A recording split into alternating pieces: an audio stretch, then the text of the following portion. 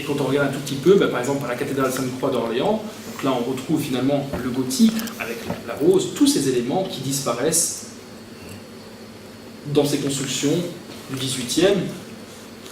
Donc là on a aussi, ce qui est aussi intéressant, c'est qu'on prend le parti pris d'une abbatiale qu'on va transformer en cathédrale, et à Nancy c'est vraiment en fait un projet d'une cathédrale ex nihilo, à partir de rien on reconstruit en fait, on construit tout simplement en fait une cathédrale.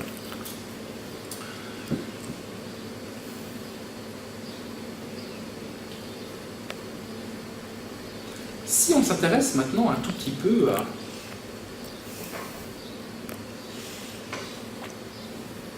aux abbayes, je suis en train de trouver.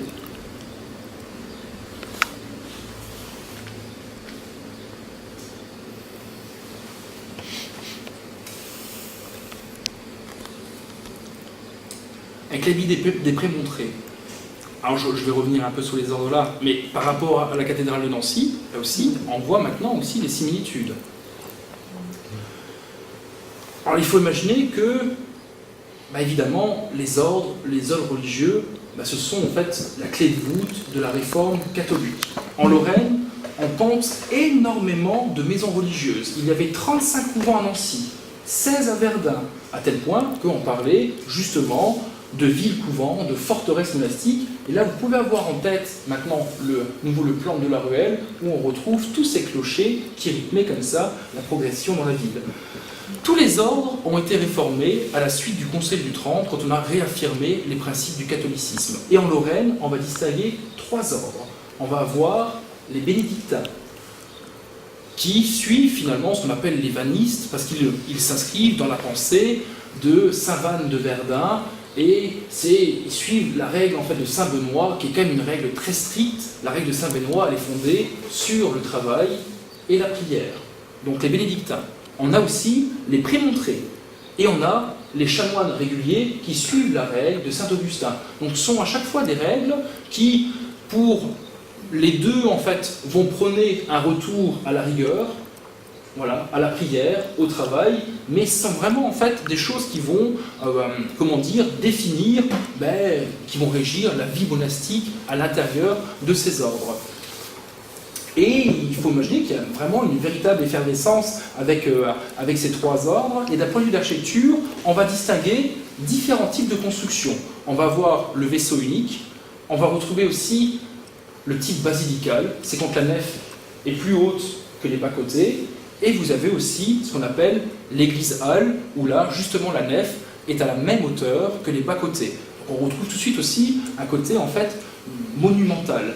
Et effectivement, avec les prémontrés, sur 19 églises existantes, 9 ont été reconstruites au XVIIIe siècle.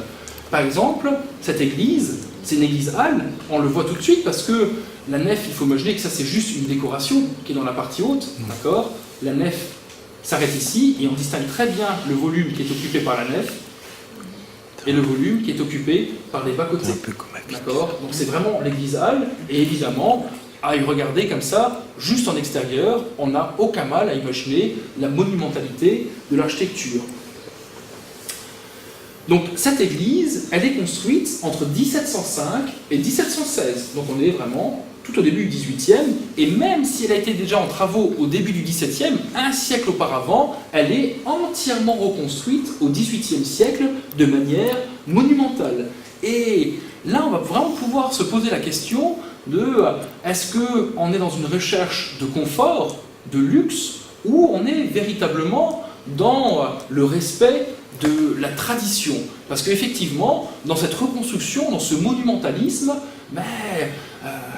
l'austérité va davantage faire place à la splendeur. Alors je vous montre aussi maintenant le chevet.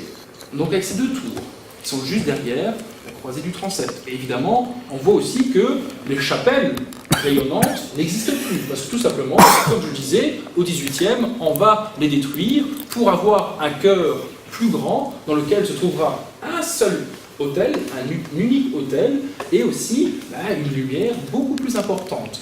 Mais ce qui est intéressant, c'est que dans le de reconstruction, on va réintroduire des choses beaucoup plus anciennes, qui sont vraiment de la tradition. Et on va réintroduire le cloître, le carré claustral, mais sauf qu'on va le réintroduire de manière monumentale. Là, on a une vue aérienne, on voit à quoi ressemble en fait ce cloître, donc il est quand même assez fantastique. Je vous montre une vue où là, on voit aussi les jardins qui sont à l'intérieur, et si je reviens à cette image-là, ben, on voit tout de suite aussi une idée de confort, parce que le cloître est vitré, d'accord ? Et dans ce gigantisme et dans cette splendeur,